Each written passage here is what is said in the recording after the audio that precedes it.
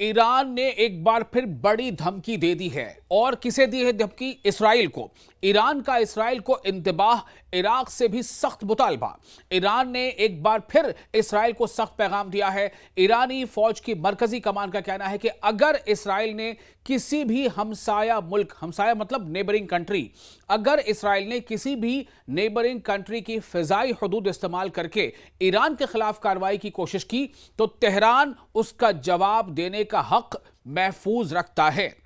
وہیں دوسری جانب ایران نے عراق اور کردستان ریجنل گورنمنٹ کو بھی مبینہ دہشت گرد گروپوں کے معاملے پر سخت انتباہ جاری کیا ہے، وارننگ جاری کی ہے، جبکہ ایک میڈیا رپورٹ میں یہ دعویٰ بھی کیا گیا ہے کہ امریکہ اور اسرائیل نے ایران کے خلاف ایک زمینی منصوبہ تیار کیا تھا، تاہم اس پر عمل نہیں ہو سکا۔ اور یہ اہم بات یہ ہے کہ ایران کا اسرائیل اور عراق کو بھی واضح پیغام۔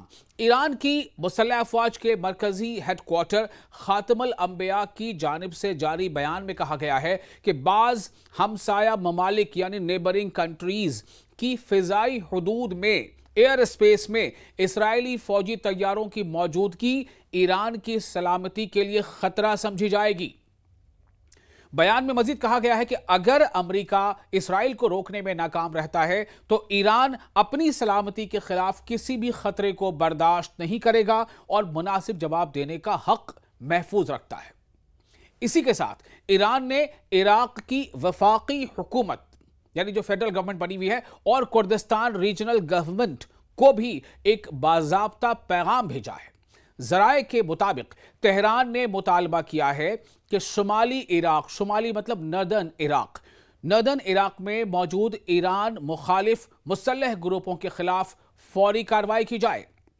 رپورٹس کے مطابق ایران نے دو راستے تجویز کیے ہیں، یا تو ان گروپوں کے رہنماؤں اور ارکان کو گرفتار کر کے ایران کے حوالے کیا جائے، یا پھر انہیں ایک مقررہ مدت کے اندر یعنی ایک فکس ٹائم فریم کے اندر کسی تیسرے ملک منتقل کر دیا جائے۔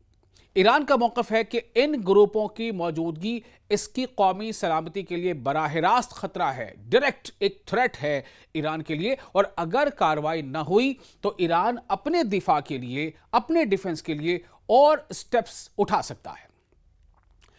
اب بات یہ ہے کہ جو زبردست جو رپورٹس اور کئی طرح کے دعوے آ رہے ہیں، کئی رپورٹس کے حوالے سے باتیں سامنے آ رہی ہیں، تو اس پہ یہ بات کھل کر سامنے آئی ہے جو ایک رپورٹس میں ذکر ہے کہ متعدد ذرائع کے حوالے سے دعویٰ کیا گیا ہے کہ ایران کے ساتھ جنگ سے پہلے امریکہ نے ایک ممکنہ زمینی کارروائی کا منصوبہ تیار کیا تھا۔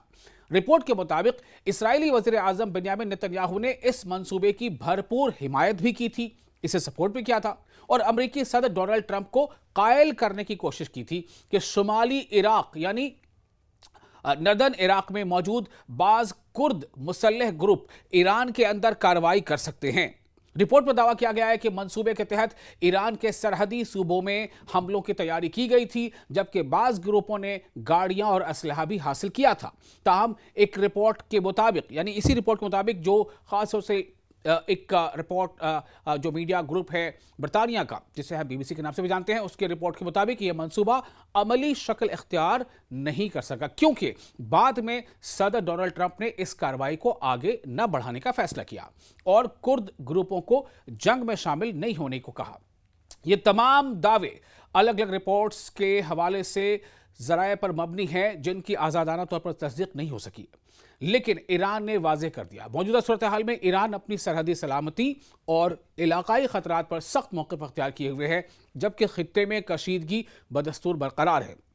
دوسری جانب مبینہ فوجی منصوبوں سے متعلق مختلف رپورٹس بھی سامنے آ رہی ہیں، تاہم ان میں سے کئی دعووں کی آزاد ذرائع سے تصدیق ابھی نہیں ہو سکی ہے۔